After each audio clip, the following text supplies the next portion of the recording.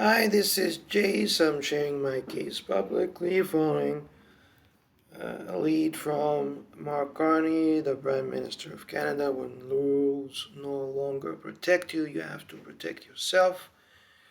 I am accusing the United States government of persecuting me and chasing me outside the United States, blocking me from work for many years and trying to kill me in America.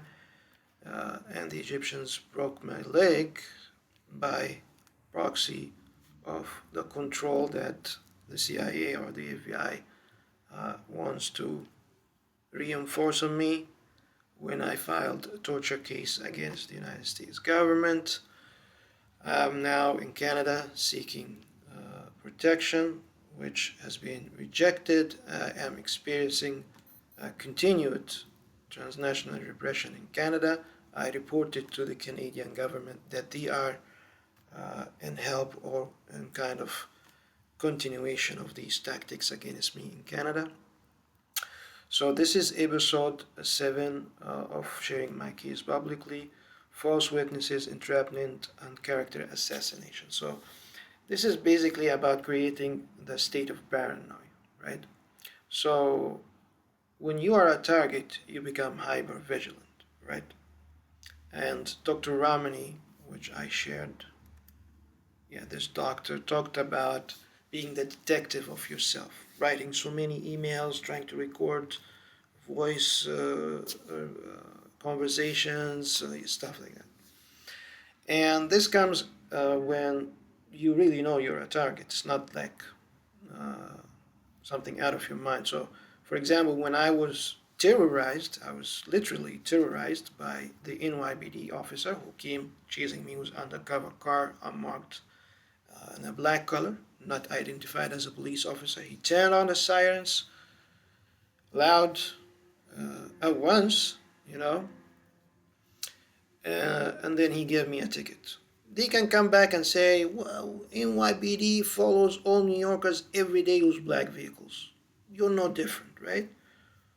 Well, this is not a normal traffic activity. This is ambushing, right? This is entrapment. I plead not guilty.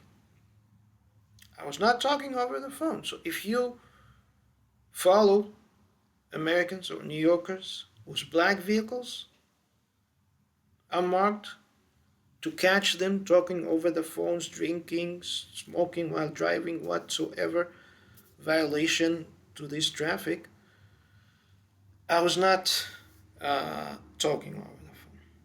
So anyway, yes, you become hyper vigilant. You become the detective of yourself. You write so many long emails or texts or record. You try to record because you need to prove yourself innocent or prove or protect yourself, kind of. So I will get back to Polly here, which I reported here in this Polly somewhere here. I reported about this happened, and this started in Statesboro, Georgia. So my ex-wife left me. I've been living alone in the house during the divorce. I came back from work from Pizza Hut. I was delivering for Pizza Hut, and I found out the garage is open. It's all messed up. The house seems like messed up from the inside, so I did not get into the house. I called the police. Guys, come in. Something wrong, right?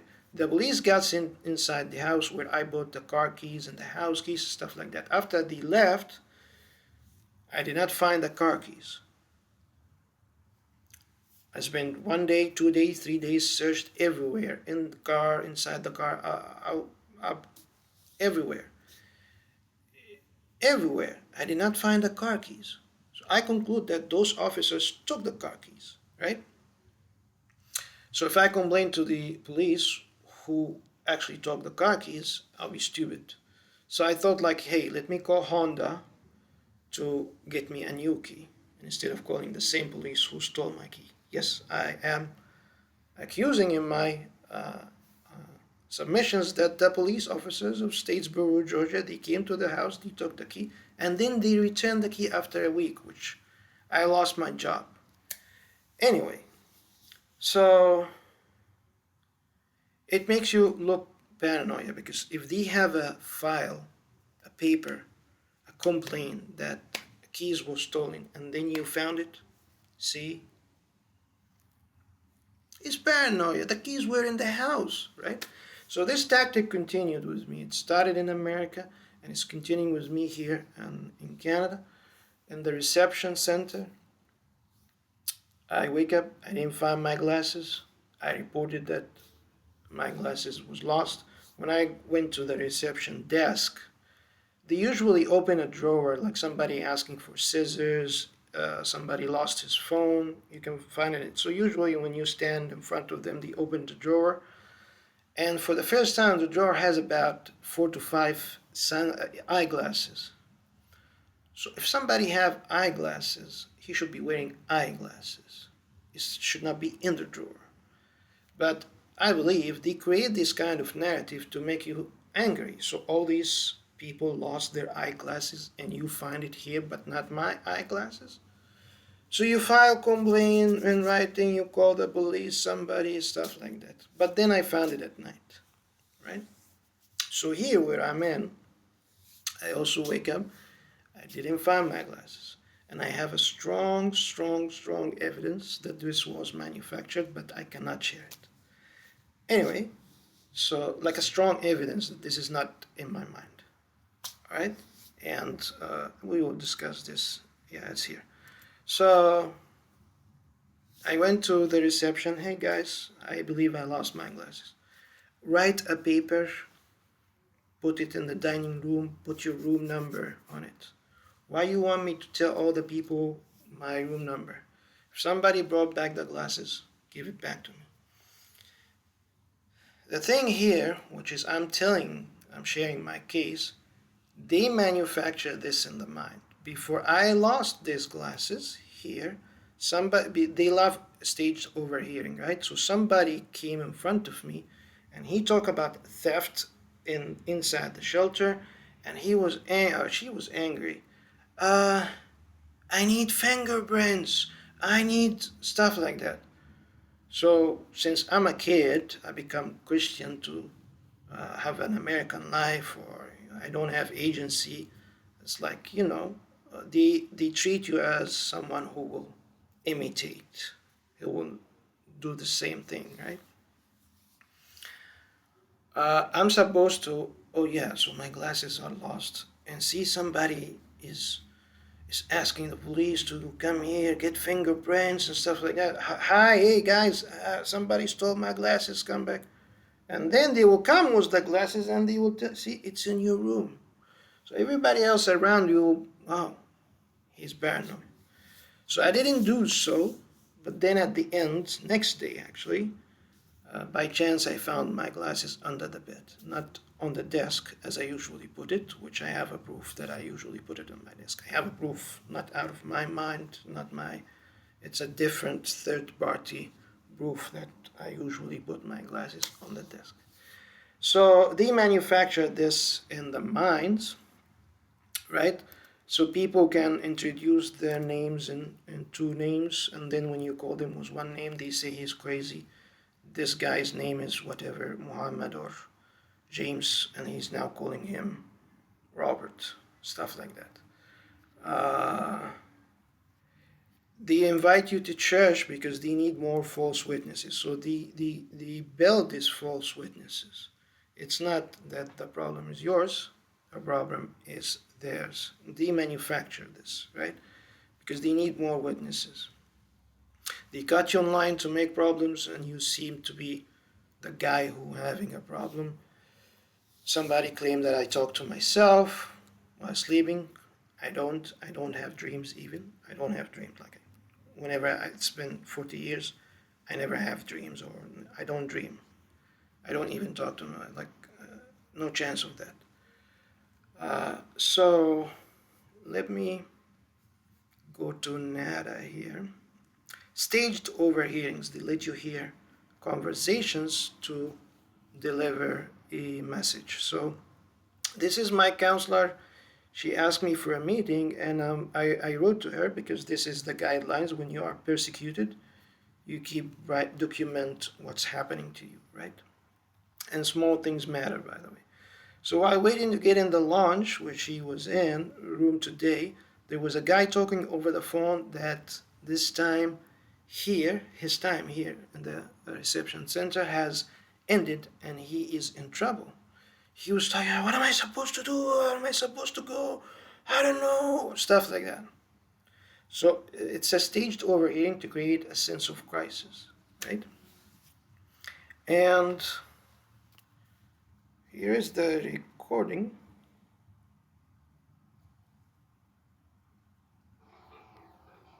I was drafting an email. I sent it by mistake to her and Joseph and Shadi.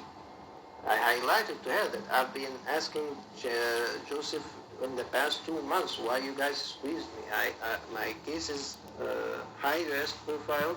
I send them links to similar case where somebody was killed before. So I'm not just,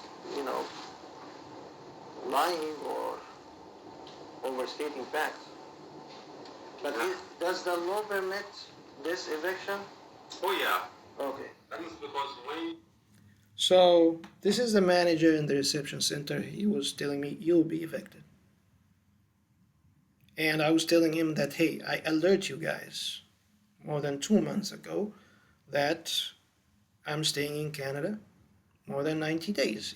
If my limit here is 90 days, then I'll be staying more than 90 days. So they put me in a crisis mode. They threatened me with lawful eviction in January. Okay, so Canada officially evicts refugees from their reception center in this code. And if you call the Toronto intake, nobody will answer you. They told me this, and this is what happened to me because I'm a target, right? You call them, they don't answer. You call the other reception centers, nobody answers. So in this situation, I'll be in the streets, nobody will answer me, and if I slept somewhere else, against the law, I'll die or whatever, be arrested for whatever reason. So this is how the manufactured threats paranoia. So here is in this email, I wrote to the manager also that further to our recent meeting tonight, you confirmed verbally that you have the legal authority to evict or discharge me from the emergency shelter before finding or helping me with an alternative. So I put it in writing in an email that this is what happened and this is what you guys doing, right? So these are the things that they do to you to look paranoia. And when I shared these small incidents here, these ones only, with Meta AI, whatever AI, the AI says what? You are describing a tactic where someone doesn't just react to problems, they manufacture incidents to feed and amplify paranoia. So this is what the public will recognize, that we are normal here, he's the only guy who's complaining, and he is manufacturing this in his mind. The truth of the matter is, they manufacture this in your mind. Threats of eviction, they take things and they return it. If you file a complaint, if you call the police, they will tell you the glass is in your room. Because they use staged overhearing. And they were like the one who has his stuff stolen, that lady. I need fingerprints. I need to know who stole my stuff. Right? In the reception center, people, rumors about everything is stolen. I lost my jacket. He's lost his. Same in the US. The phones are being stolen. Right?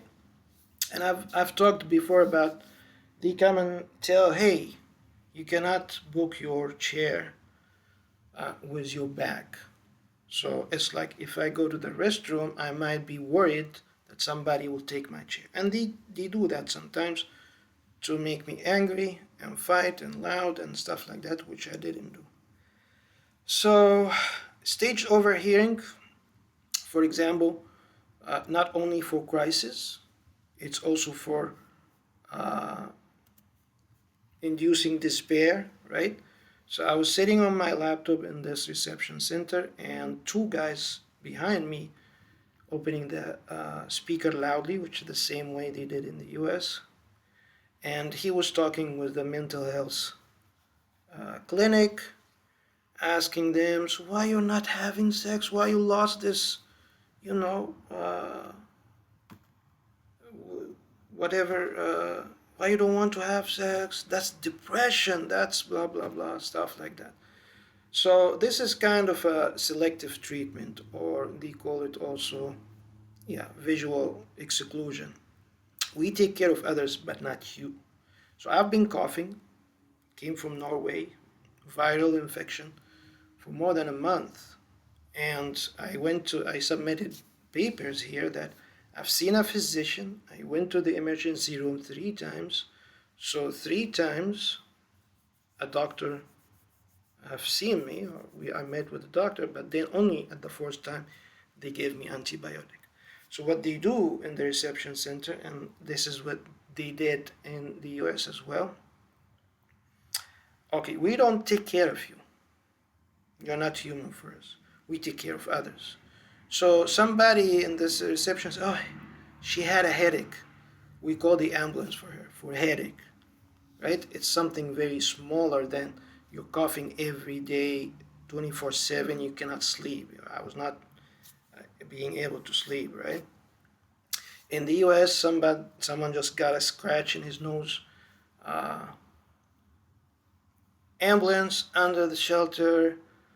NYPD is coming and taking him, and he's saying, no, I don't want to go to the hospital. And NYPD officers, no, we will take you to the hospital. We have to take care of your nose. Stuff like that. So, and these tactics is called selective visual exclusion. Visual exclusion. They let you see that they are taking care of others, but not you. So it's dehumanizing, right? So these are tactics, not. So this is what the public will somehow believes. Stage or provoke small incidents that look like confirmation of a bigger threat. Yes, I might get killed, and then at the end they say, okay, he was paranoid. So there's a difference between being careful and there's a difference between being paranoid, right? And identifying what makes you paranoid or not that worth making you taking a precautionary measure, telling people, okay, if you guys trying to take me paranoia, that's fine.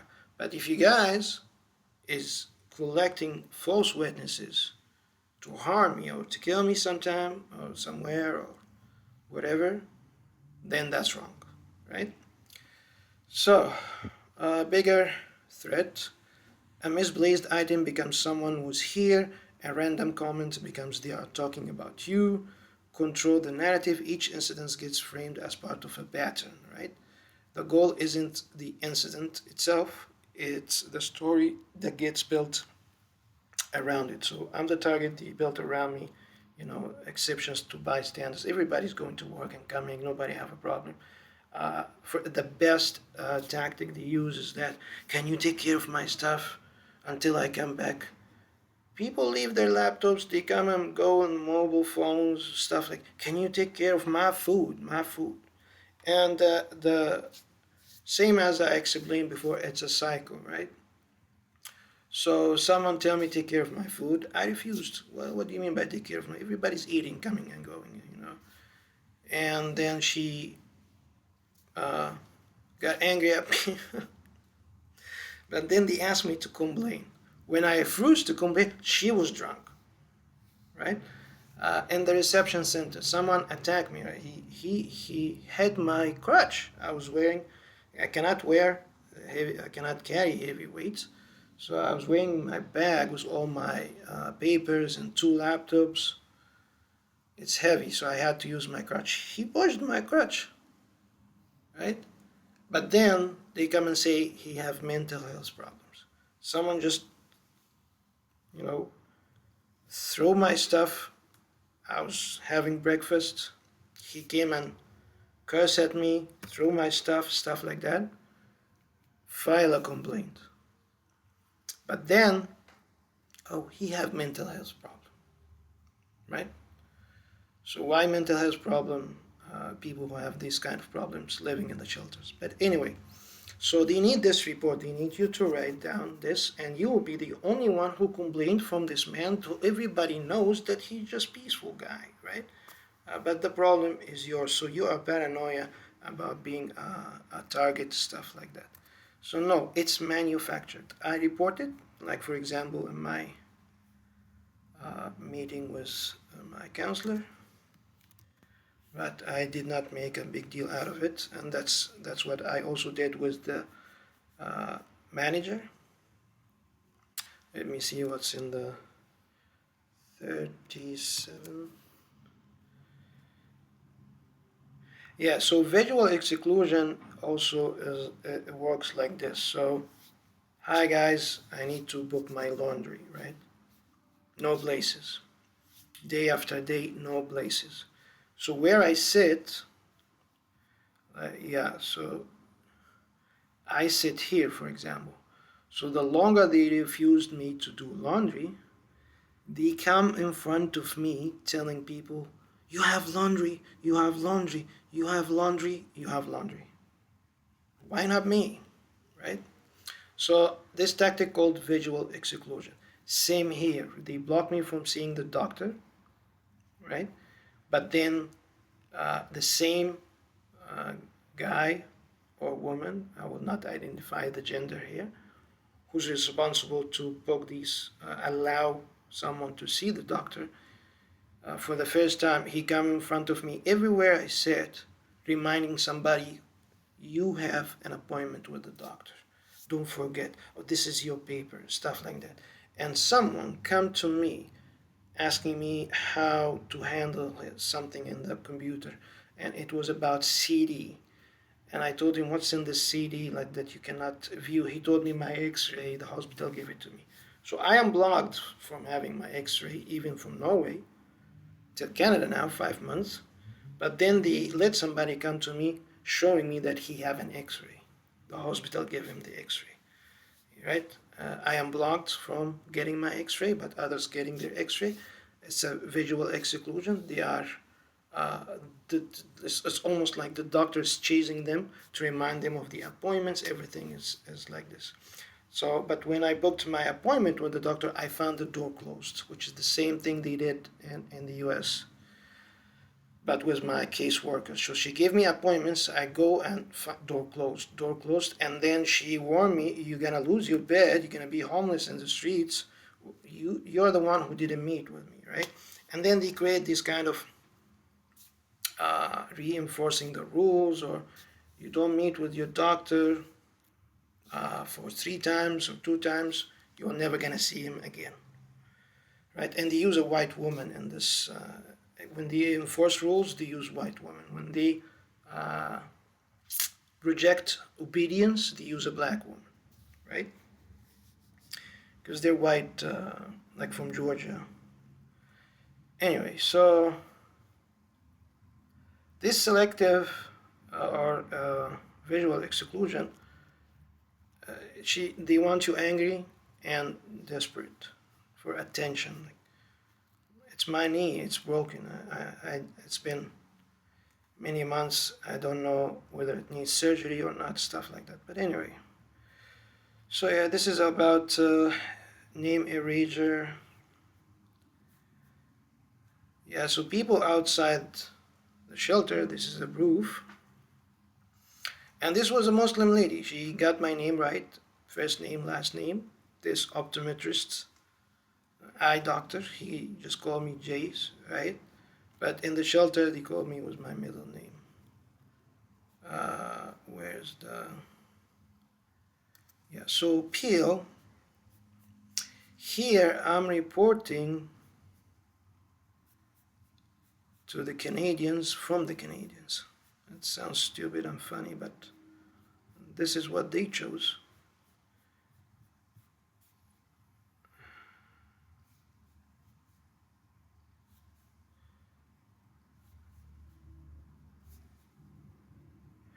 Anyway, I'll explain this because it's going to take time to find this email. So, my caseworker here in Canada at Peel region, she didn't call me. She didn't respond to my phone calls. And then she closed my file, right? So, I have been kept unemployed for many years, and I should beg for $300 a month, Canadian. This is what, when they dehumanize you, when they block you from work, they absolutely destroy your life. Fine. But I have to defend it this time. So I lived 6 years in the US. I've never cared about applying for any benefits. I relied on myself. I lived under half of the poverty level, not just poverty level, right? But now, no, I will fight for my benefits. So I received a call from a supervisor. Her name is Brianna. I already mentioned her name to the CIA director. She called and she threatened me. I will sue you for harassing us. I did not call my caseworker. I did not know that Brianna even exists in our galaxy or our planet or in Canada. She's the one who's calling me, right? It's like someone, a stranger, you receive a phone call from someone stranger, stop harassing me, stuff like that. And then later she sent me an email. This is the policy. You should not harass us, right? And the policy applies to the employees, not to me, right? It's a work-related ethics.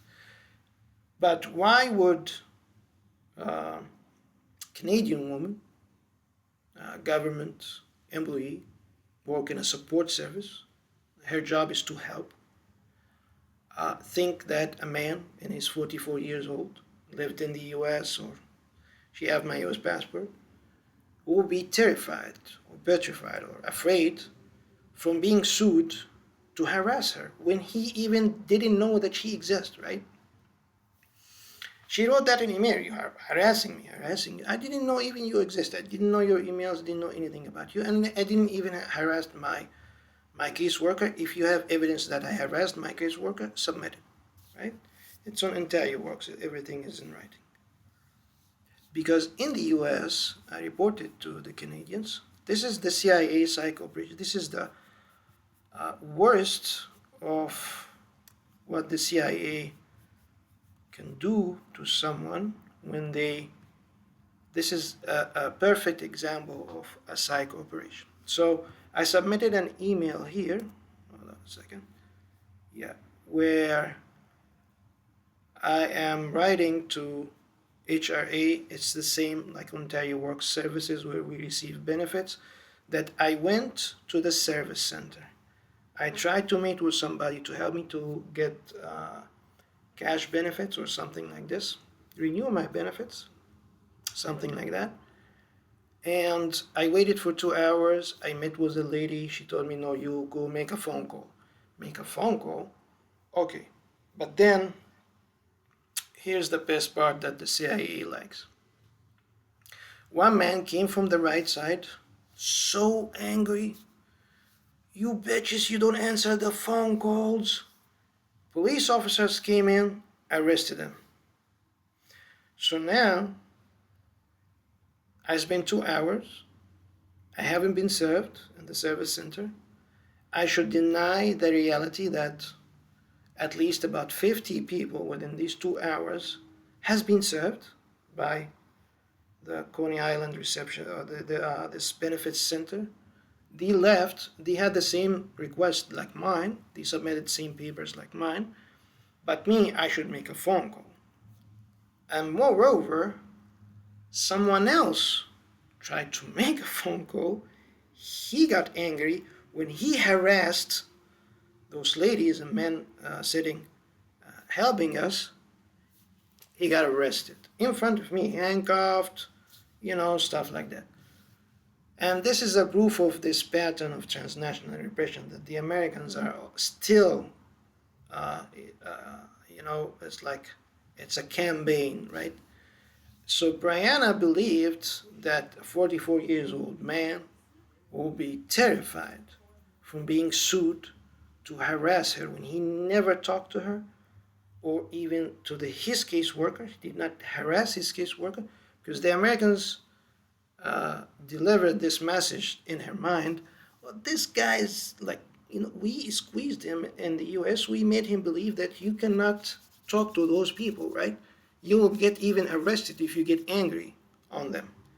We will ignore you. We will dehumanize you. We will disrespect you. We will make you worry about your benefit. We will make you worry about only $300 Canadian a month. This is your limit, right?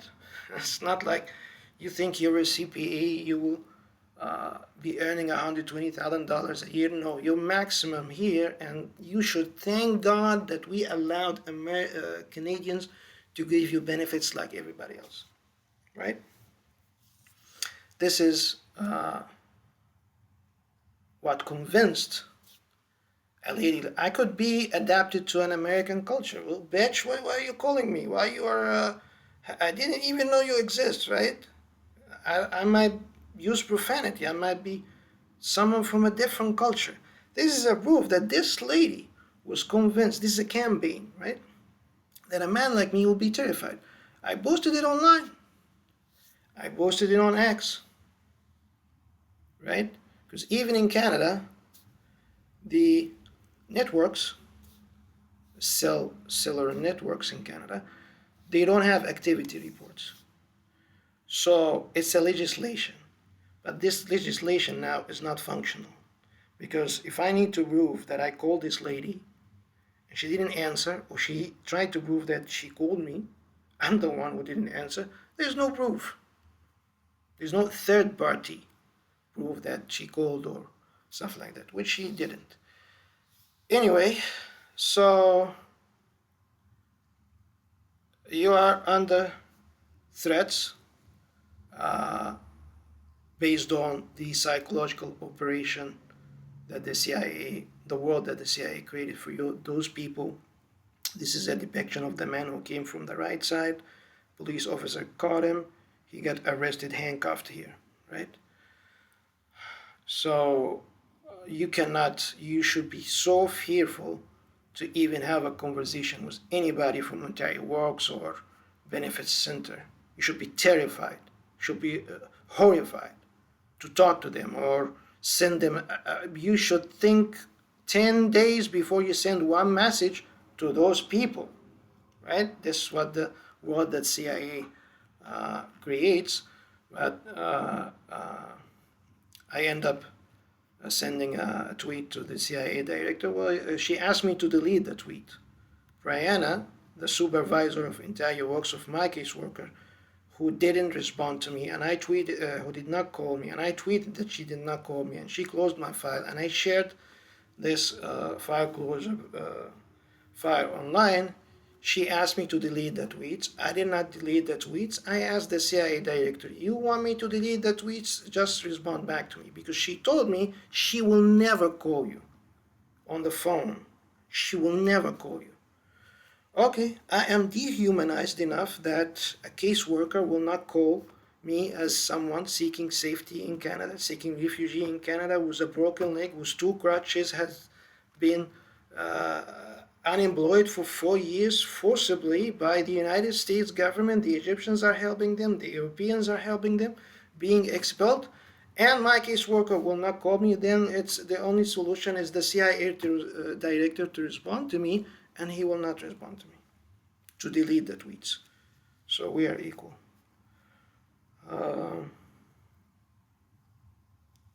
Yeah. So this is all in NADA, which I did not report. This is an evidence that even CBSA officer was under the influence of Americans, because these are from outside the campaign, right? This is a non-profit organization that gave me clothes. I'm not wearing my own clothes by now. So, and she was a Muslim lady with a hijab. She got my name right. Again, this optometrist got my name right. Anyway, this is, you can go through these other stuff here, but this was the main. Yeah, so this lady from Egypt, actually, she's the journalist, and she is, I submitted this supplemental submission This lady is confirming that an Arab is always a target, whether he's Christian or Muslim, right? And I forgot to say, or what she reminded me of. So these mere people that, okay, this guy is a religious deflector. He left Islam because he doesn't like Islam, or he tried to gain a status being a Christian, right? So when they try to, also this one of the tactics they use to make you angry, they use Muslim women with hijab. So in Liverpool, they came in front of me, they made a lady wearing a niqab.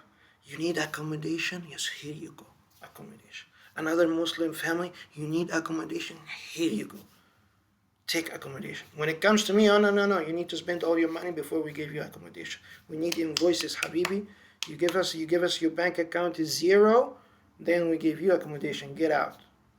And you need to leave your passport, right? Where else? So here even, like, they favor Muslims in front of me. Like in Qatar, a delegate from the foreign ministry, he asked me, is it true that you become Christian in America? And I said yes. So he kept asking many questions, and this was the last question. And then, sorry, we are banning you from entering Qatar. So the ban was based on the last question of becoming a Christian in America, which I didn't deny. But the goal is to see you lost Qatar because you become Christian in America. And now I have to rethink it, and I have to get back to Islam. I lost the Muslim world and I lost Qatar, and now I'm seeing around me Muslims are favored in their treatments, stuff like that. So this is also something I forgot to mention, but I was not actually a Muslim practitioner, and in New York, when I worked cash, I worked with Muslims, and they were Yemenis, and Yemenis are the most religious expatriates. Because I was born in Kuwait, I was able to handle them. I introduced myself as a convert. The owner, one of the partners of this store, he told me, if you were a Muslim, I would let you marry my daughter. I told him I will marry her, I will have her pray, whatever you want, but I will still be Christian. So I didn't have a problem to differentiate myself or get out of any Islamic society or stuff like that. But they smear me as this guy, right? So Hind confirmed that an Arab is a target, and I added a credibility about Hind because she, on July 2025 last year, she expected the war against Iran, and she expected that America wants to bring the entire region down, including the Gulf countries, which what happened, right? Even she mentioned here that Turkey is next. That was last year. So this is now happening, right? So I'm submitting this evidence that yes, America target an Arab like me, and especially, I guess it's about the Republicans, not the Democrats. I'm not sure, but what happened from President Trump mocking the black man as monkey, as my father-in-law did, that kinds of relate, right?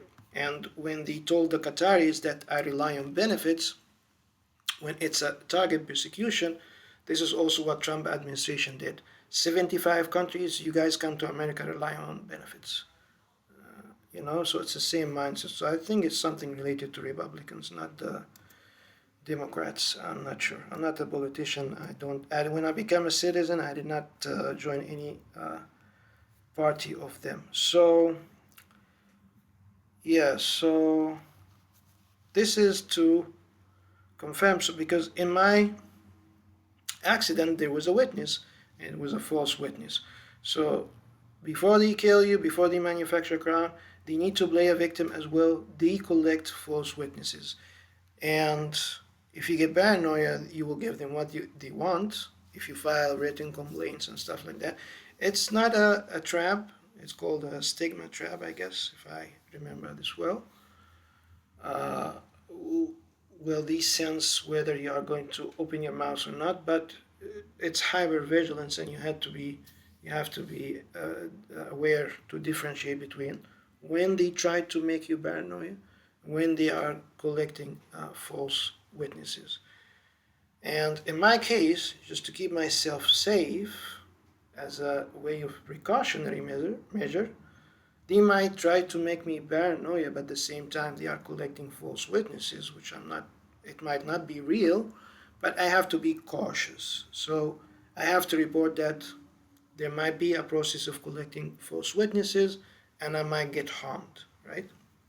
And why they ask me to go to church to collect more false witnesses? So because, for example, they kept me unemployed and underemployed, right? My name is Jace Baz. I'm accusing the United States government, the CIA or the FBI, of keeping me unemployed by orders from the United States government. Anyway, so they kept me unemployed, but then they let the Mormon church offer me jobs. $80,000, $90,000 a year, $120,000. Get baptized. We get you the job. If I would have to get baptized, see, I guess I shared this before.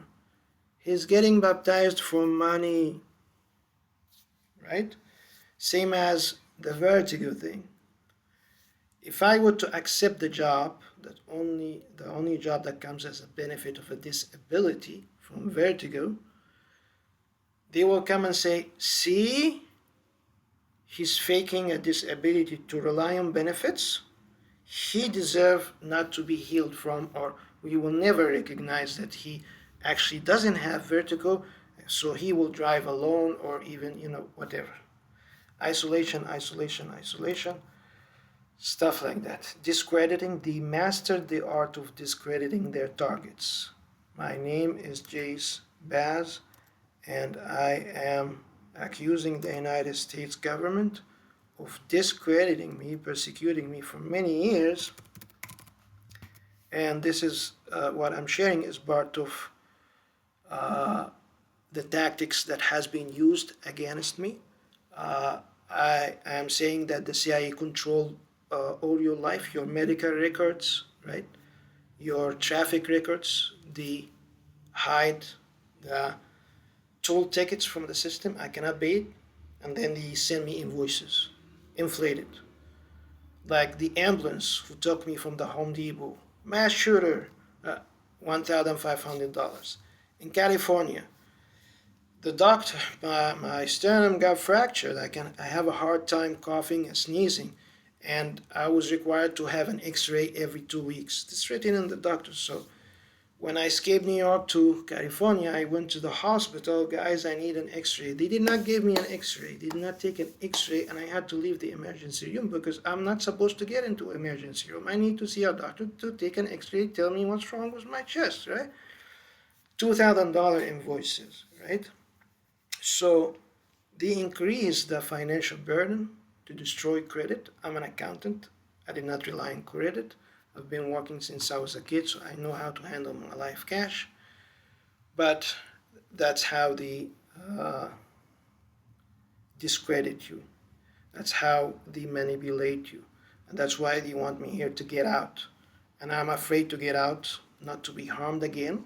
Another staged accident. I will not be able to walk forever, right?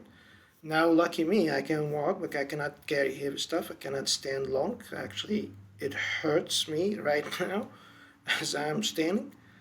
But I'm trying to save my life here, so I have to shoot these videos.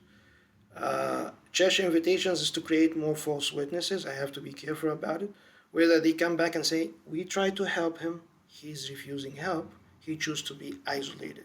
No, I'm afraid to get out to avoid these kind of false witnesses.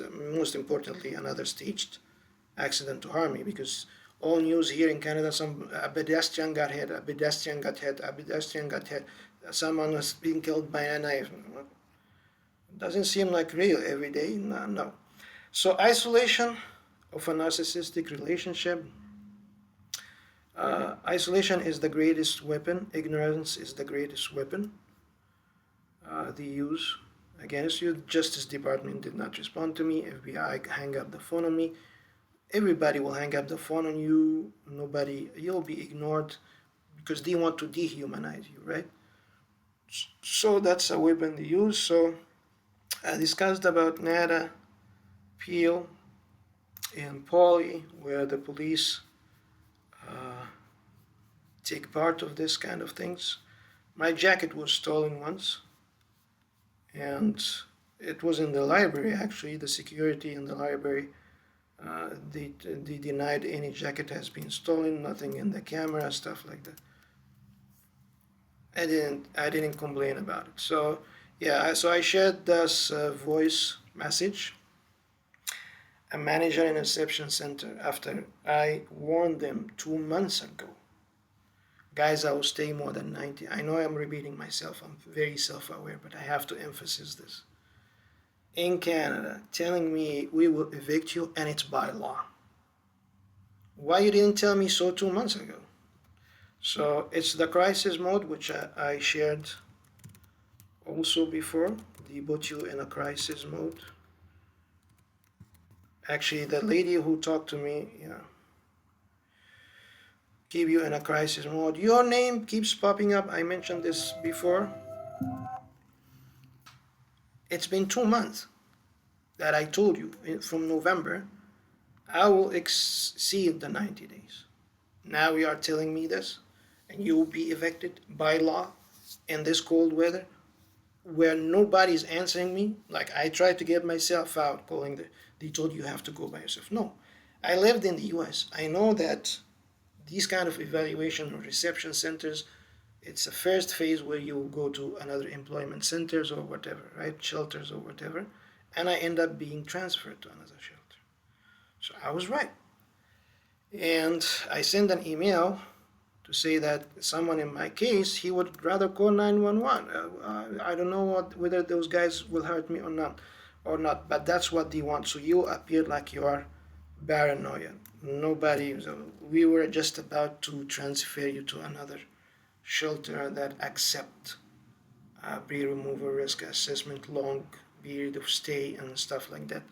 And the good thing I did about my case here is that I did not file for motion to forcibly stay in Canada. I'm staying as a like it's a grace from the IRCC that they are allowing me to stay. So it's the Canadian government that allowing me to stay. I did not force myself to stay. So until they finish their process, everything here is based on their own decision, not my decision. I can be deported anytime. And it can come under the mistakes or whatever, even if it's against the law, which is the tactic also they used in the US. The psychology behind the narcissist's mistake. So administrative mistakes to destroy your life. This is how the CIA create these mistakes. This is what the Canadians also is following. Now the federal court is following the same. The Federal Court of Canada. Anyway, let me keep my mouth shut. So I guess, the last thing I want to say here, so they kept me in this hire and fire cycle to manipulate my mind that you don't even fit to work as a dog walker, right? Okay. But then when I open my mouth, I complain, I try to get out of the world that they created for me. It's like in the Truman Show. When he tried to get out of this world, they increased the wind on him, stuff like that. Fine. But then the escalation is that, oh no, so we know we keep you underemployed, we keep hiring and firing you, they control this by the way, to make you believe you are worthless, right?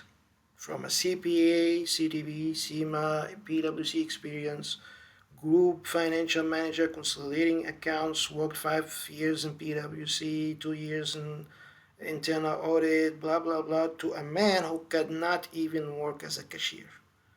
does not fit to work as a customer service agent.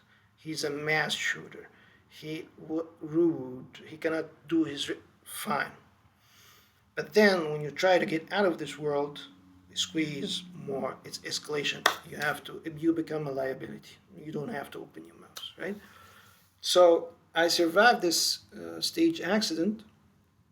But after the stage accident, now the phase of no work at all and no people at all. So while I was underemployed, I still had friends. I was still going to church and stuff like that. But when they escalate, when you become a liability, no friends, smear campaigns, no work. So after I've been traveling since 2021 till now, I'm almost dead. I'm broke. 10 or 11 airplane flights. I had to go to London because these still, it's about, so if you watch, let me share this. So Gaslight movie. Yeah, this one. So in this movie, he was isolating this lady, right? So they rely on isolation. And he was destroying her. There's also another movie. This movie is one of the best examples of a narcissistic relationship. She was a successful woman. After she got into this relationship, she lost her teeth. So she got broke at the end and bleed and stuff like that. She lost her job, everything. So till now, because this was in the UK, right? This idea about gaslight, the word came out of this movie because he was manipulating her about the gaslight, right? Till now, I get approached by, hey, I'm from UK but living in Mexico, right? So in Georgia, my father-in-law, he mocked the black man as a monkey, right? So they are white supremacists. No white people in their church, right? And here in Canada, let me connect it quickly. Anyway, but before I left New York, or before I left America, they used those white women, right? Thinking that it's my dream to be with a white woman. Or it's a perception. It's a white thing. Like they convince white women in America to only marry white men till now. But I submitted other evidence that I've been into relationships even before America, and after America was different women. I don't even need to be a Christian to live this Western life. It's even horrible in America more than outside America. Like you can have more free life outside the U.S. than inside the U.S. Right? So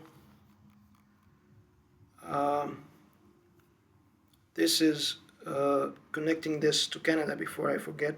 When I went to CBSA office, as mentioned here, let me get this where it was in Peel. So this man came from the right side. He made a theatrical performance, angry, harassed those people, arrested. So here in CBSA office, the Canada border, I was sitting, let me draw this. So the office is like this. These are the windows. So I was sitting here, and the security, the door is here, right? A white man came, and he was passing by to exit. But then the security guard here, he was showing him so much respect. Sir, sir, sir, everything. Yes, sir, sure, sir, sir, sir. And the reception center here, because people they did not live in the Western world like in America or whatever, they tell people, refugees, don't tell anybody, sir, which is actually a Christian thing. But because he was white, in their mind that I'm submissive to white, right? Even when my caseworker intercept me here, offered help, she sent me email sources about lawyers. I end up with a white woman, right? So my brain should immediately dysfunction.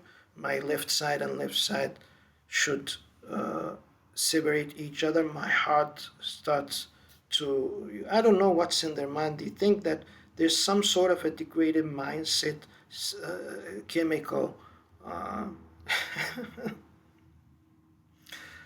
uh, performance, interaction, or operation that will happen in my mind, that when I see someone white, he's superior.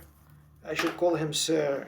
Whether Canadian or American, these are the superior nations or stuff like that. So I'm Egyptian, and I'm supposed to, anyway. Egyptian bride is kind of the, you know, if I let myself go for my bride as an Egyptian, nobody knows how to build the pyramids, and I will get into the stories of, you know, okay, I'm Egyptian. I'll see you later. So, uh, so they use white women, white people, to promote this white supremacy, which originated from Georgia. It has a history because if not for Georgia, the black people will not be have been freed. By the way, because it was too much in Georgia back in the 60s. One man just escaped this kind of harsh slavery practices north, and he was the one who started to free the black people, by the way. This man, I don't remember his name, but that's in the history of the United States. I proved to them that this white supremacy is a matter of perception. 90% of reality is perception. So the CIA makes those white people, even in Canada, live in a false narrative of a supreme state, right? Which they are happy about. And a man like me, they smear him as the one who's submissive. He become Christian. He had an American name to become Christian, to live a blah, blah, blah. I was living a better life than in New York. Even if I become a billionaire in New York, you will never have a better life than in Dubai. Anywhere in New York, anywhere in America. The luxury life in Dubai, which they now destroy, as hand expected, is much better than even like women knocking our doors in Dubai. They don't do that in New York, right? So the CIA seems to be picked the wrong guy for this thing somehow, but don't believe that anybody is paranoia. I'm trying to prove here in my submissions that these are tactics they use. I have already, there are so many tactics, visual exclusion, staged overhearing, stuff like that, to make someone paranoia or even look like paranoia, right? So they told me here, put a sign so everybody will know this guy is looking for his glasses, but at the end he found his glasses in his room. He's paranoid. So this is why I did not follow instructions. I did not complain. I didn't even call the police. I called the police to file a report against the federal courts, which they were holding my refund for more than 2 months. And that's stealing. I am Jace Baz. I'm sharing my case here, saying that the Federal Court of Canada adapted a refund model to steal money. It's true because they were having a previous system that has no room for mistakes. Where is it? Yeah.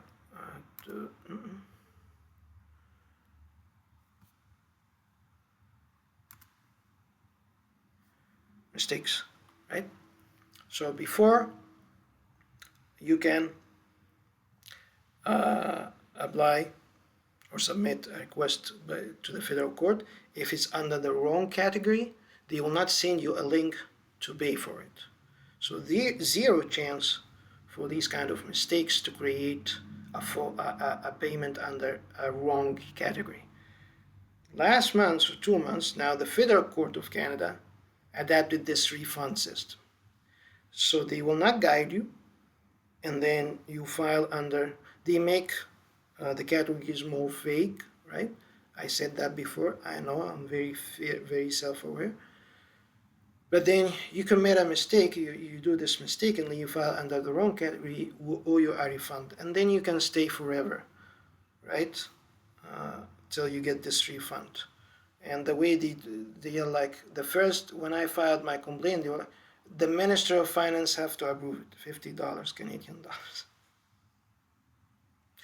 They might go far beyond, like the Minister of Finance have to approve it, then the Prime Minister of Canada have to approve it, then the King of England have to approve it, and if you complain, they will gaslight you. You think the king has just having a free time for you? They will look at you like this and they try to guilt trip you. Guys, it's been 5 years. You didn't pay me back the $50. Well, do you think the king is just nobody in the entire world that he's taking care of his problem other than yours? And then if the refund gets delayed, or we're waiting for the British church or to pray about it. The smoke is not white yet. They master the art of bureaucratic, invisible violence against the vulnerable, people like me who are targeted, and living a smear campaign in the minds of the Canadians like Brianna. I will sue you for harassment. Okay, I didn't even know you exist in this world, not in our galaxy, right?